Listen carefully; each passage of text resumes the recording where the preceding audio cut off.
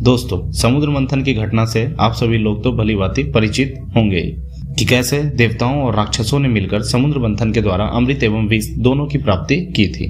आज मैं आपको समुद्र मंथन से जुड़ी रोचक कहानी के बारे में बताऊंगा, जिसे सुनकर आप भी चकित रह जाएंगे कि कैसे देवताओं को अमृत की प्राप्ति हुई और वे अमर हो गए। नमस्कार दोस्तों, स्वागत है आपका अपने YouTube चैनल वेदों की ओर में। आशा करता हूँ कि आप लोग स्वस्थ और मस्त होंगे। ये कहानी शुरू होती है महर्षि दुर्वासा के शाप से, जो उन्होंने देवराज इंद्र को दिया था। महर्षि दुर्वासा भगवान शिव के ही अंश अवतार थे और अपने क्रोध के लिए प्रसिद्ध थे, पर यह बात और थी कि उनके क्रोध में भी कल्याण छिपा रहता था। एक बार दुर्वासा मुनि पृथ्वी पर विचरण कर रहे थे। घूमते घूमते उन्होंने एक विद्याधरी के हाथों से सनातनक पुष्पों की एक दिव्य माला देखी। उस दिव्य माला की सुगंध से वह वन सुवासित हो रहा था।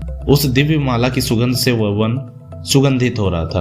तब दुर्वासा जी ने वह सुंदर माला देखकर उसे उस विद्याधर सुंदरी से मांगा। उनके मांगने पर उस विद्याधरी ने उन्हें आदरपूर्वक प्रणाम करके वह माला दे दी।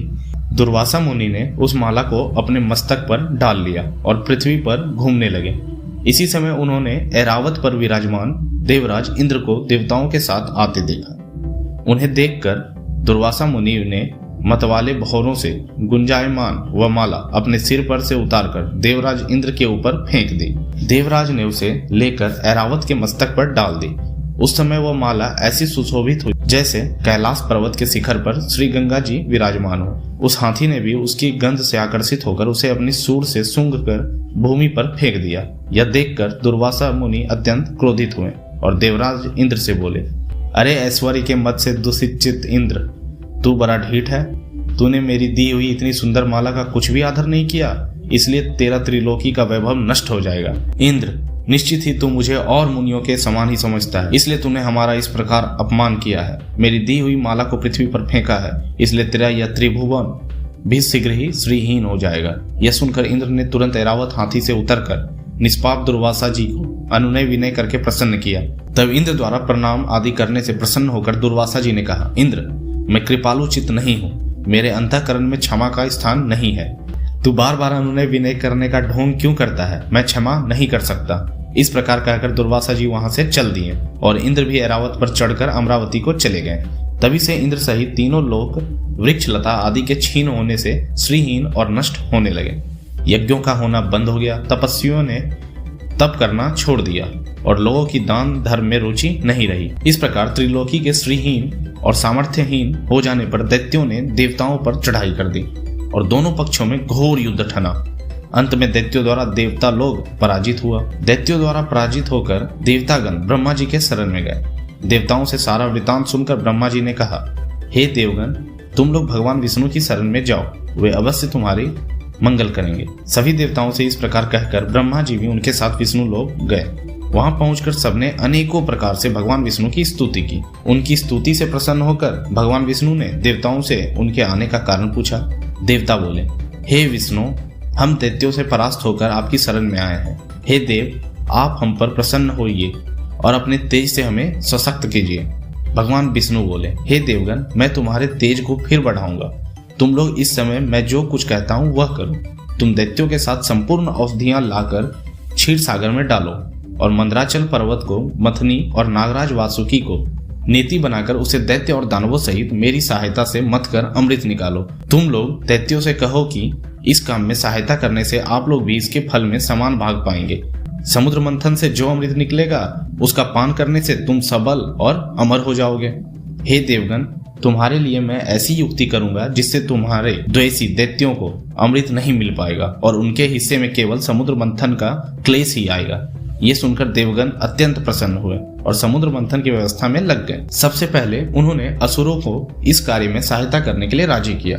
अमृत पाने के लालच में असुर सहायता के लिए तैयार हो गए। देव, दानव और दैत्यों ने अनेक प्रकार की औषधियां लाकर उन्हें क्षीर सागर में डाल दिया। उन्होंने मंदराचल को मथनी तथा नागराज वासुकी को नीति बनाकर बड़े वेग से अमृत मंथन आरंभ किया।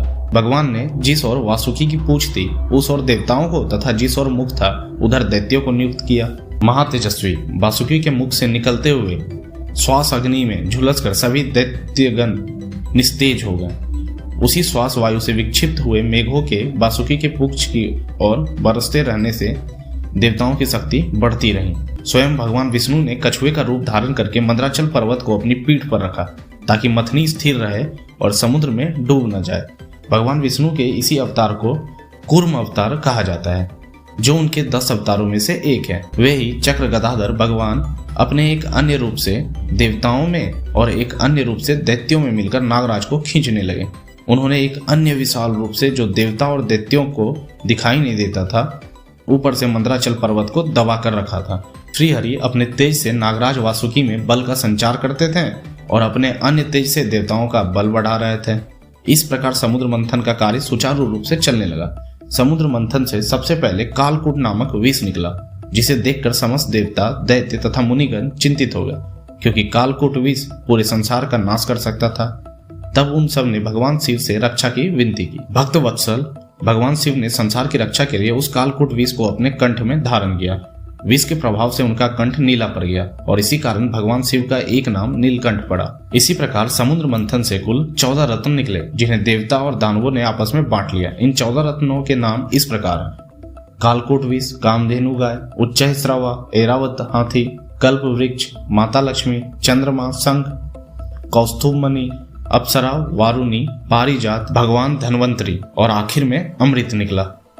अमृत के लोभ में ही असुर समुद्र मंथन के लिए तैयार हुए थे। जो समुद्र से अमृत के लिए धन्वंतरी निकले, तब असुरों के धैर्य की सीमा टूट गई और वे धन्वंतरी से अमृत छीनने की कोशिश करने लगे। धन्वंतरी से अमृत छीनने के बाद अपने तमोगुण प्रधान स्वभाव के कारण असुर आपस में ही अमृत पहले पीने के लिए लड़ने लगे और अमृत भी पी नहीं सके। यह देखकर देवताओं ने भगवान विष्णु से सहायता का अनुरोध किया। तब विष्णु भगवान बोले कि असुरों का अमृत पान करके अमृतत्व प्राप्त करना सृष्टि के लिए भी हितकारी नहीं है। यह कहकर भगवान विष्णु ने मोहिनी रूप धारण किया, जो सब प्रकार के स्त्रियोचित गुणों से परिपूर्ण थी। भगवान विष्णु के इसी अवतार को मोहिनी अवतार भी कहते हैं। मोहिनी रूप धारण करके भगवान असुरों के बीच चले गए। असुरों ने ऐसा रूप लावण्य पहले कभी नहीं देखा था, तो सबके सब भगवान की माया से मोहित हो गए। तब मोहिनी ने कहा कि आप सब लोग व्यर्थ ही झगड़ रहे हैं, मैं इस अमृत को देवताओं और दैत्यों में बराबर बांट देती हूँ। इस प्रकार उन्होंने 2 पंक्ति बनवाई, पहली दैत्यों की और दूसरी देवताओं की, और छल से अमृत सिर्फ देवताओं को ही पिलाने लगी। मोहिनी के आकर्षण में मोहित दैत्य इस बात को समझ नहीं पाए, पर राहु नामक दैत्य इस चाल को समझ गया, देवताओं की पंक्ति में बैठ गया और अमृत पान कर लिया। वह अमृत उसके कंठ तक ही पहुंचा था कि देवताओं की कल्याण भावना से प्रेरित होकर चंद्रमा और सूर्य ने उसके भेद को प्रकट कर दिया। जैसे ही भगवान विष्णु को इस बात का पता चला, उन्होंने सुदर्शन चक्र से राहु का सिर धड़ से अलग कर दिया, पर अमृत पान के कारण राहु के शरीर के दोनों ही भाग जीवित रह गए। सिर वाला भाग राहु और धड़ वाला भाग केतु कहलाया। ये दोनों छाया ग्रह हैं। ज्योतिष में इनका बहुत महत्व है और ये दोनों छाया ग्रह अन्य 9 ग्रहों पर विशेष प्रभाव डालते हैं। तभी से राहु के उस मुख ने चंद्रमा और सूर्य के साथ अटूट वैर निश्चित कर लिया, जो आज भी उन्हें पीड़ा पहुंचाता है। अमृत का पान करके देवताओं की शक्ति फिर से बढ़ गई और उन्होंने दैत्यों पर आक्रमण करके उन्हें पराजित कर दिया और स्वर्ग का राज्य प्राप्त कर लिया। तो दोस्तों, देवताओं ने दैत्यों पर इस प्रकार से विजय प्राप्त किया और अमृत पीकर वे अमर हो गए। आपको वीडियो कैसी लगी अपनी राय कमेंट सेक्शन में जरूर दें। अगर आप चैनल पर नए हो तो चैनल को सब्सक्राइब कर लें और साथ ही साथ हमें इंस्टाग्राम पर फॉलो भी कर लें, जिसका लिंक आपको डिस्क्रिप्शन बॉक्स में मिल जाएगा। धन्यवाद।